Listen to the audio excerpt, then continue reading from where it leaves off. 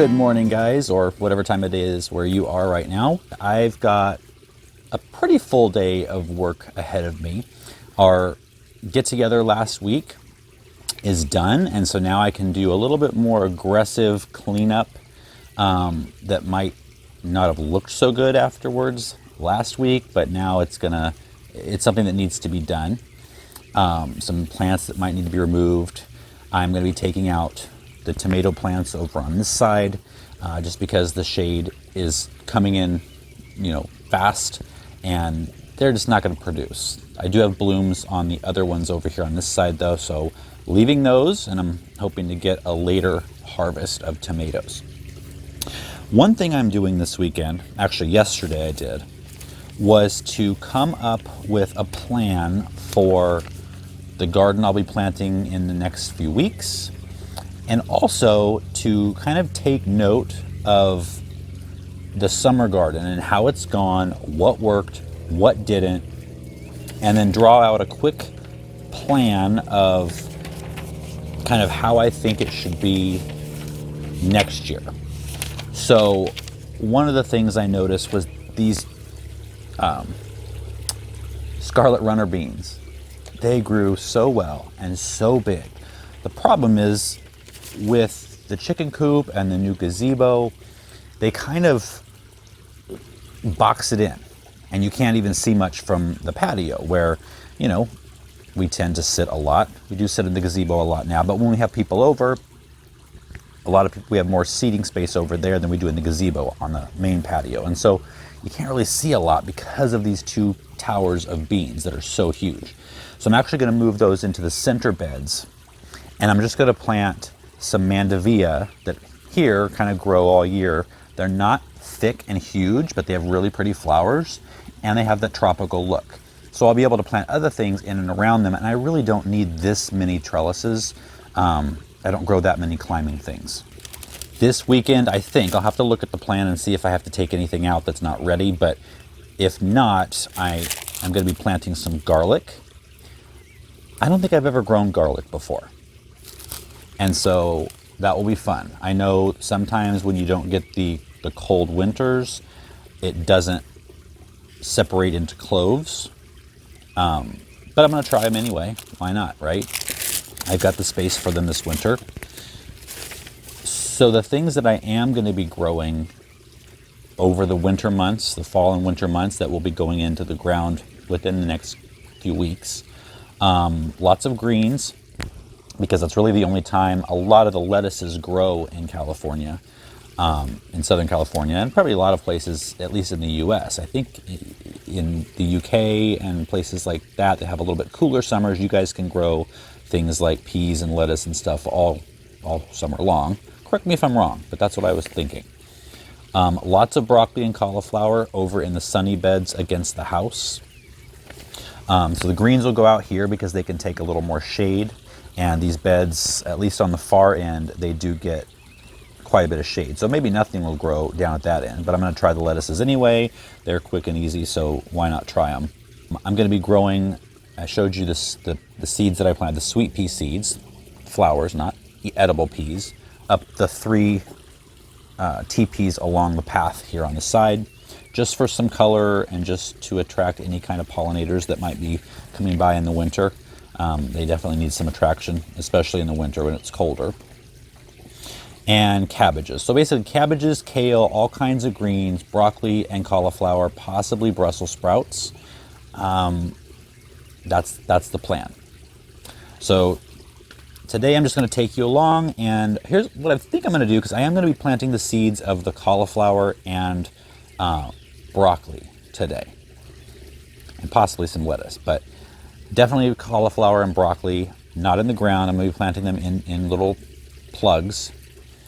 So I might actually do a separate video, kind of an overview of that on this video as just part of what I'm doing today, but then also a separate how-to video at the same time that'll probably be coming out very shortly after this one does. So we'll see how that works. Let me know if you like that, or if you would rather have it in one video. I did notice the video I had last week, it might have been a little long for some people.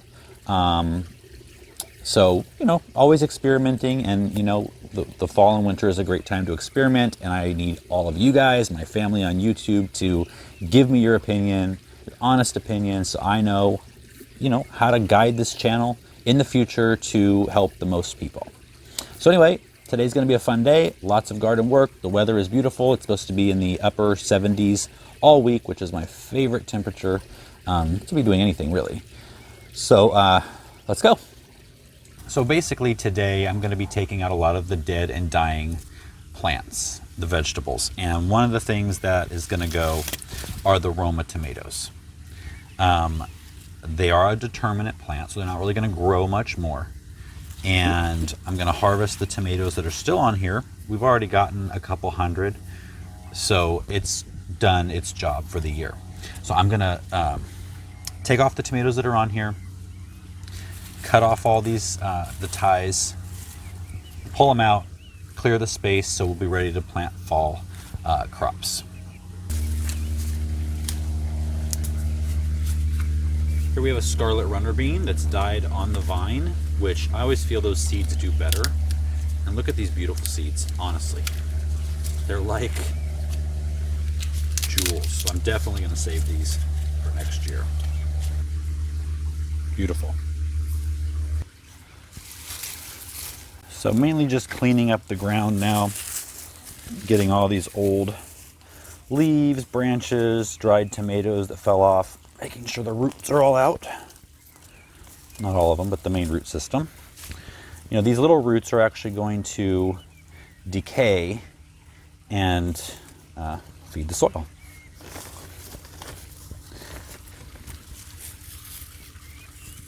Now another thing that it's seen better days are these basil plants. I've got basil all along here, definitely serve their purpose, but it's time for them to come out because it's time for them to come out.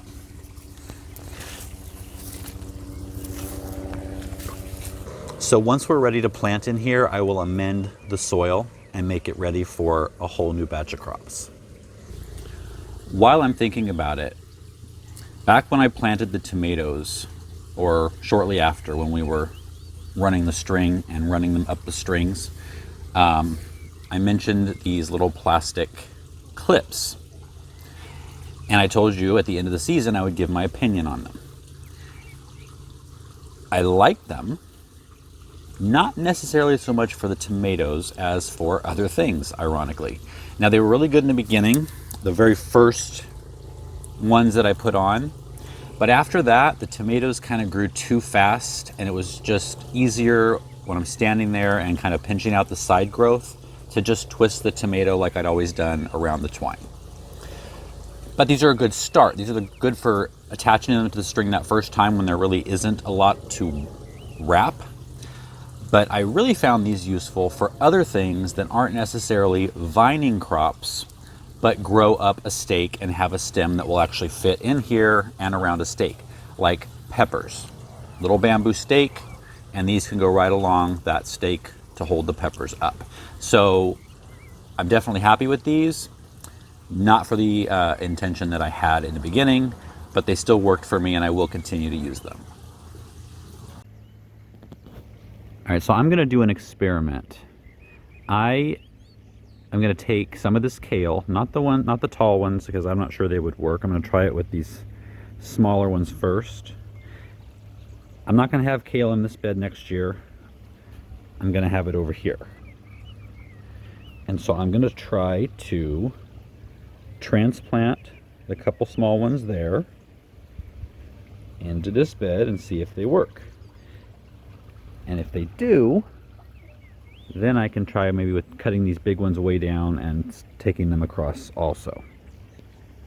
I'm going to dig these out very carefully, getting in a wide enough dig so that I contain most of the roots. All right, so after digging the hole and amending the soil, I'm going to pop this in, try to make it the same level as the ground around it.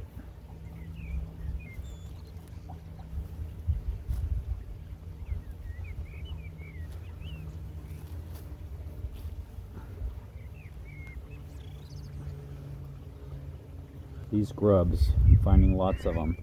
And the turtle loves them, and the chickens love them. Well, the turtle's easier to feed right now, so there he goes. Watering back in place.